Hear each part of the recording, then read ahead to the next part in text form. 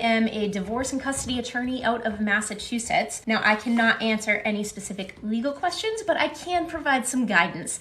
So if you are in another state and you have a question, you just have to realize I'm only licensed to practice in Massachusetts. So I can only discuss legal issues in Massachusetts. Everything else, you might be able to take it, get some ideas, but I don't know laws about any other jurisdiction. If you're in Massachusetts, kind of the same thing. This isn't legal advice, but I can answer those questions and try to get you pointed in the right direction. Nicole, if we set up a consult through your firm, will it actually be with you or a partner? Great question. I pretty much only have a small handful of cases that I still work on because my job is really making sure that everything within the firm works in the manner that I want it to. So I do a lot of strategy sessions with the attorney. We now have a managing attorney on board who helps with that just because of the way that we've grown. You're probably not getting me. I interview everyone. I hire everyone. I try to only hire people who I would trust if I were walking into court. So the way that I look for attorneys is one, personality. I want them to be somebody who I trust because if I don't trust them, I'm not going to expect our clients to trust them. And then also they have to go through an entire training. Whether they've had experience or not, we still put them through a training to make sure that they're doing it my way because I'm a little controlling. Not going to be with me. I don't have a partner in my firm. I own the firm completely. I never want to have to get divorced in my firm. So I'm going to be a sole owner forever until I die. But yeah, we've got some really, really great attorneys. Long story short, if you do a consult, it's not going to be about me, but I will hear about it. Emily, what part of Mass do you practice in? For the most part, so we have locations in Westboro and in Hanover. So we're regularly, again,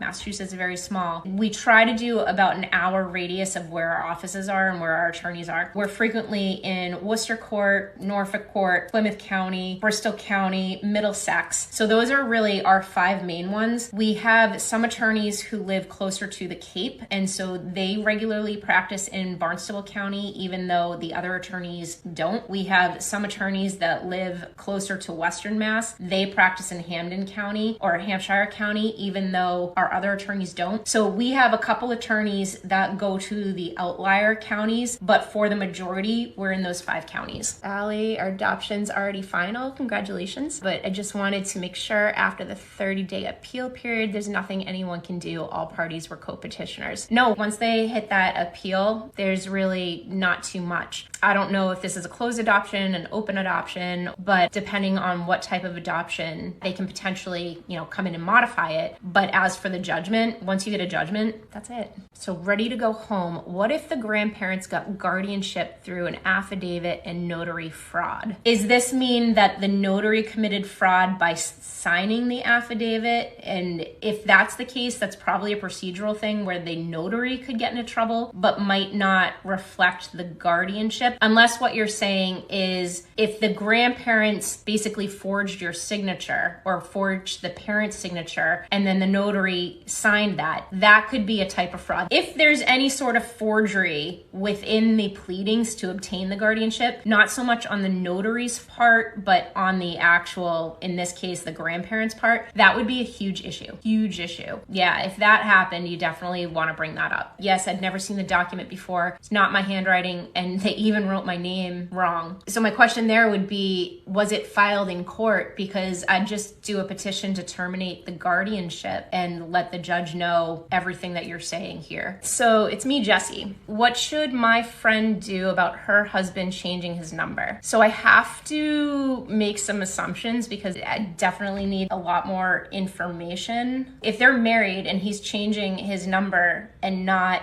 giving it to his wife, that definitely is a big red flag. I mean, your friend should really consider how strong her marriage is, because if her husband's changing his number and not telling her, that's a problem. If you want to ask a more specific question, I can try to answer that as well. Oh, okay. So that's a bigger issue. It's me, Jessie. He took off with the kids. That is so much worse than just changing his number. So he took off with his kids and changed his number. Now she can't find him. The first thing they probably need to do, I don't know what state you're in, but I'm assuming most states have something along this lines. In Massachusetts, if that were to happen, she would need to go to court immediately, file for a divorce, and file for the children to be returned immediately while you start the investigation process of trying to figure out where they are. So you want that order from the judge that orders the kids back to the state. I think most states have the ability to do that. I know you can do that in Massachusetts. Cops won't help because they're married. That's why she needs to go to court. She needs an order from the court saying that they need to return, and then you might get a little bit more additional help from the police. Depending on the facts behind it, if mom has allowed dad to leave for any reason and now she's trying to fight it back, that could be something. But definitely she should get into court as quickly as possible, because if he just took off with the kids, again, depending on the facts, regardless of whether they're married, the court can step in and help there. Ed Hope, this is a great question. How do you deal with being a male victim of DV but automatically seen as an abuser being male? This is a huge problem because women can be crazy abusive jerks, and you can be an abuser as a male, you can be an abuser as a woman. Both sexes can be abusive, and oftentimes the abusive person knows how to push the other person's button and then takes advantage of that as well. You know, we see that often where the actual abusive person pushes the button, and then right at that breaking point when you don't hold it together any longer, they suddenly have the camera up and they're recording you kind of lose it and scream. That can be really tough. I had a case where I was representing the husband. There were cross restraining orders, but my client had pictures of scratch marks going down his face. But my guy was this big guy, probably about 6 foot or so, and he had this big beard, which I told him right before the hearing, I go, you need to get rid of the beard. I get it, but beards come across as aggressive and you need to know what you're putting out there. Even with that, the judge sat there, and unfortunately his wife was, this little peanut, but the judge at one point said, are you really afraid of her? Look at her. And I said, Your Honor, what she looks like has absolutely nothing to do with whether she's abusive. There's going to be certain things that are really difficult, and sometimes I think the assumption is that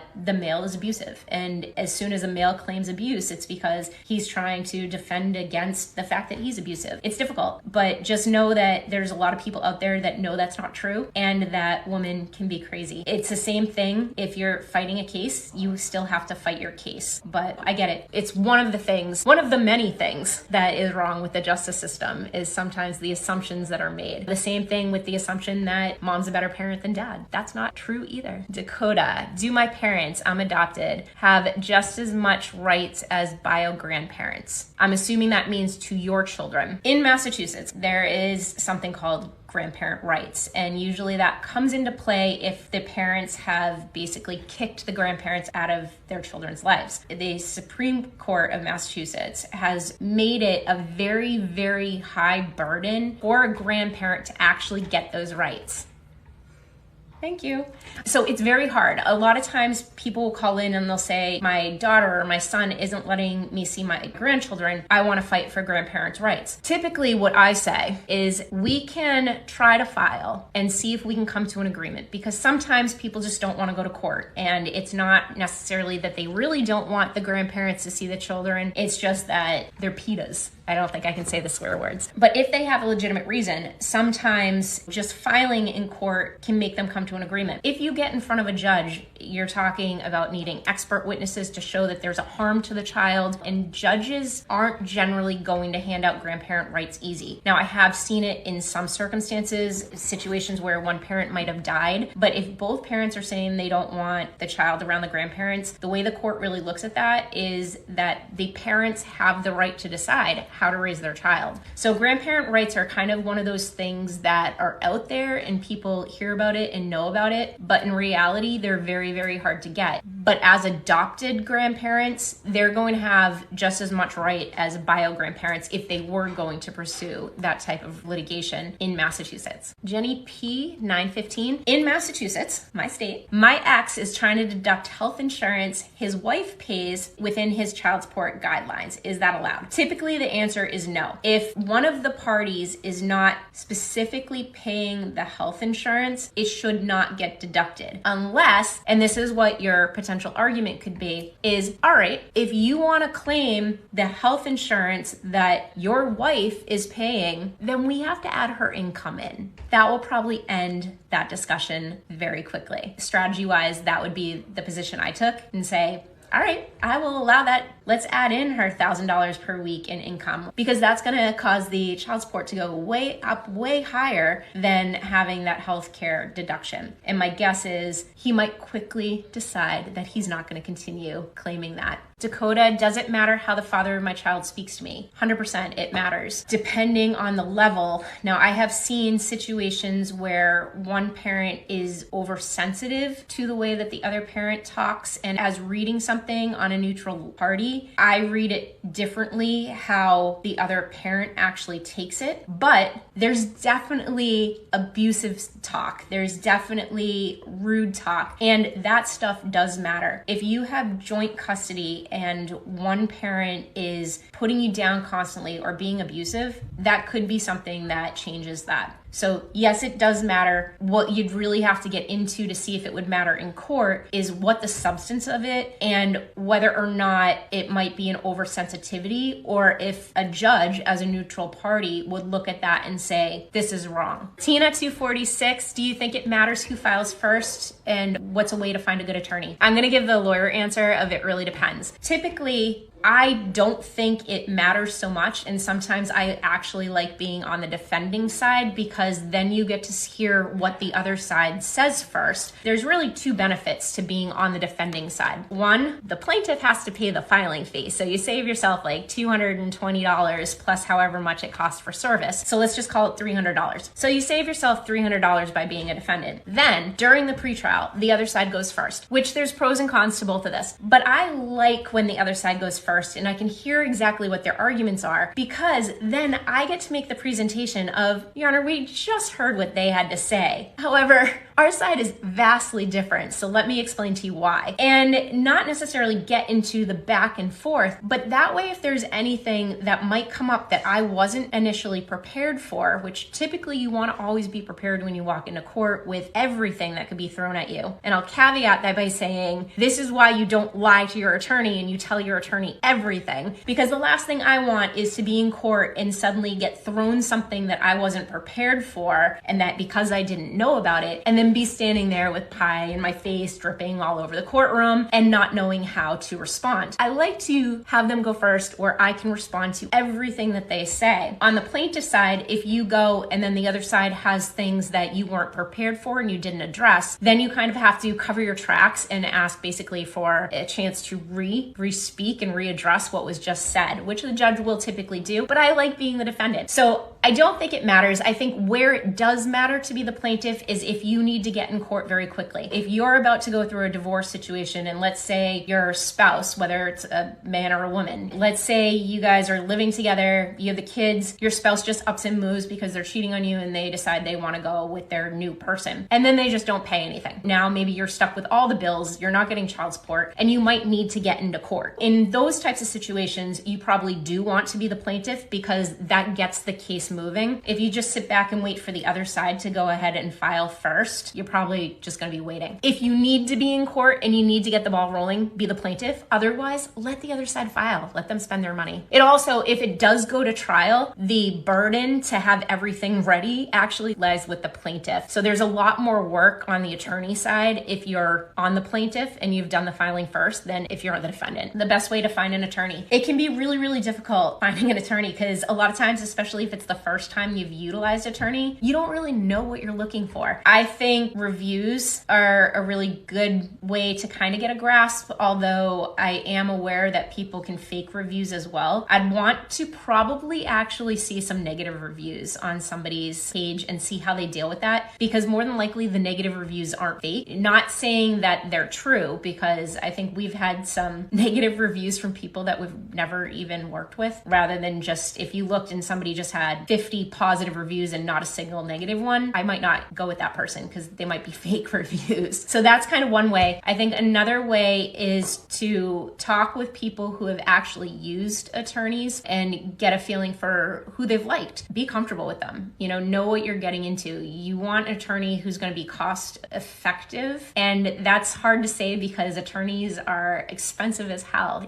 We cost a lot of money. And even when we consider us to be cost effective, it's still very expensive. So it doesn't necessarily mean cheap. But does the attorney encourage ways to save money, to help keep legal fees down? Those might be ways to think about it. Ask some questions about the courts that they're in. Make sure that they've practiced in the court that your case is going to be in before. Massachusetts itself is a pretty small state, so we're in most jurisdictions, but there's definitely some jurisdictions that we're in way more often than others. So make sure you ask those questions. How often are you guys actually in that courthouse? How often are you in front of this judge? If they've been in there enough, they should know the favoritisms of the judge, what they look for and what they don't. It's important to know what the tendencies are of your judge so that you're not fighting something that you're just not going to get. So I hope that helps. Michelle Kinney 477. My son is going through a divorce. They're making him pay child support, but they agreed on joint. So I don't understand why he has to pay child support. They have joint custody. He worked, she stayed home. So in Massachusetts, other states might be different. I'm going to talk about where it is here, and maybe that will help make some sense to it, even if you don't live here. If you have 50-50, that does not mean that there's no child support. If one parent makes more money, it's typically the parent who makes more money, even on a 50-50, that is going to end up paying child support to the other. And the idea is that it's for the child, not the parent, but that child still deserves the same level of income as they get with the other parent. And so if it was a situation where mom stayed home and didn't work or is just getting back into the workforce, she probably has a minimum wage job or a much lower paying job than your son. A lot of times, if one parent is staying home and the other parent is working, it's because that financially is a better situation for them as a couple. What I say, if you want to ensure that you're not paying alimony or you're not paying child support, then make sure you're marrying somebody who makes the same amount of money as you. And if you have a child, that you both continue working, that you both contribute to caring for the child as well as the household. So basically be 50-50 partners. If one person is off making all the money and the other person is taking care of the majority of the household and the children, the child support or alimony is going to make the two homes more equal once they separate. The reason your son is probably paying child support, even though he has them half the time, is because he makes more money. It's not fair in every situation because I have seen situations where the person who's still receiving support is completely taking advantage of that. Have seen it. I know it happens. I'm not denying it happens. But for the most part, I think most people utilize child support to help their children. And that would be the reason. So I hope that helps you understand it. Kristen Priem, is there a way to fight against parental alienation? Yes, there is. It's better to do it earlier than wait. The older a child is, the much harder it becomes. And I've seen this happen where child's 17. If you're filing and trying to claim parental alienation at that point and that child does not want to see you, it's going to be very hard to get that case moving because as soon as that child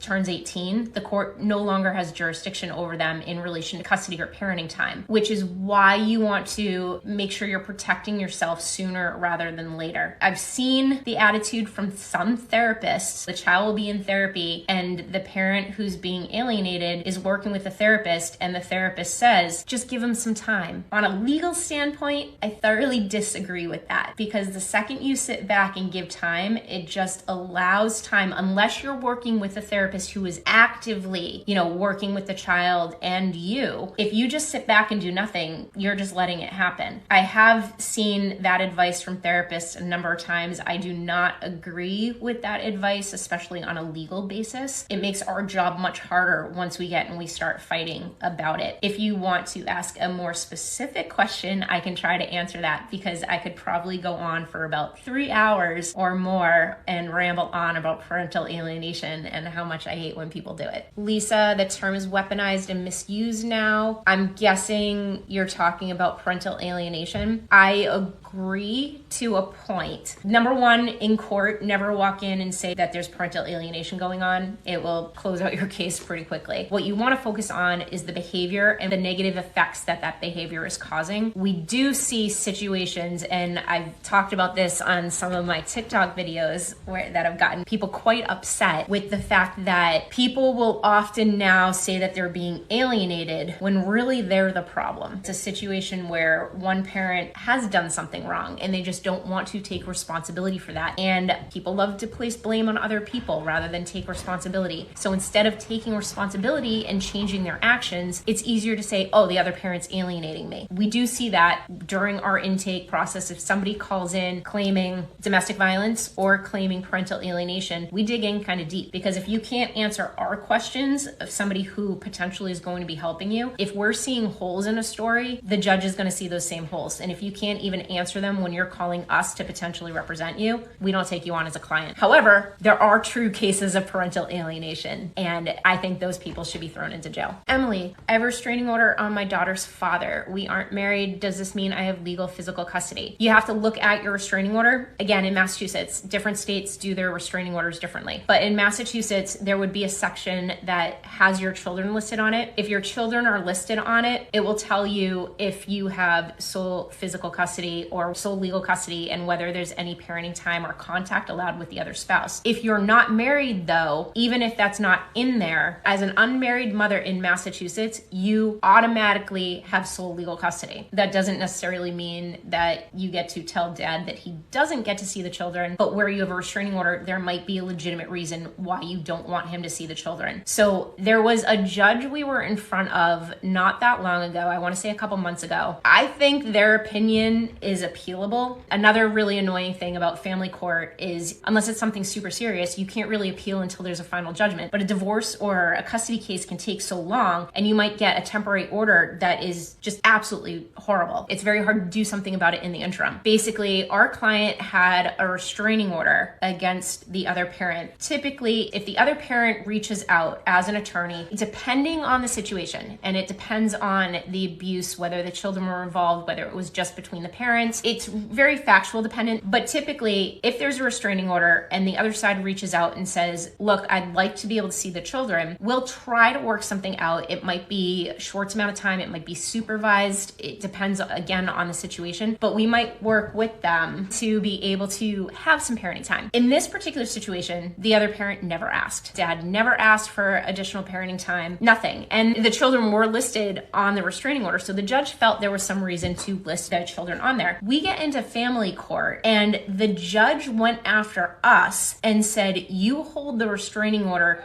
you have the burden of making sure that dad still has parenting time. We were all shocked, because typically that is not how the judges look at these types of cases. And again, I think that they were wrong. They were absolutely wrong to put the burden on a victim. However, that's where this judge came back. And that's where it's important to kind of know your judges. Long story short, where I was going with that even if the children are on there, it depends on the situation. You don't want to be accused of utilizing it to keep the children from their father if there's not a legitimate reason for it. Abby Lynn, advice on having a dangerous parent's parental rights taken away from him. The things that I'd need to know in that situation is, what exactly do you mean by dangerous? I've heard that term used for some things that I would not necessarily consider to be dangerous, but then I've heard that used on terms where I've actually heard even lighter terms. So I'd want to know what your definition of dangerous is. Getting somebody's parental rights completely taken away in Massachusetts is very difficult. There's a difference between having someone's parental rights taken away versus having one parent have sole legal and physical custody, which some people think if I have sole legal and physical custody, that means the other person's rights have been taken away. Parental rights is a completely different, that's any rights to this child. Like basically, if you get your parental rights taken away, you don't have a child anymore. You have no responsibility to that child. You have no legal rights to that child. Having sole legal and physical doesn't do that. So I'd need a little bit more information. I guess the question that the court would likely ask is, do the parental rights really need to be terminated? Or is it just that this parent shouldn't have anything to do with the child? So maybe they have no parenting time and they don't have legal custody over that child. That I'm not sure where we're going there, but that would be the questions that I'd ask there. So thank you for joining me. Feel free to follow if you haven't haven't already. So everybody have a great night and appreciate you asking the questions and letting me spend some time with you. Okay, bye.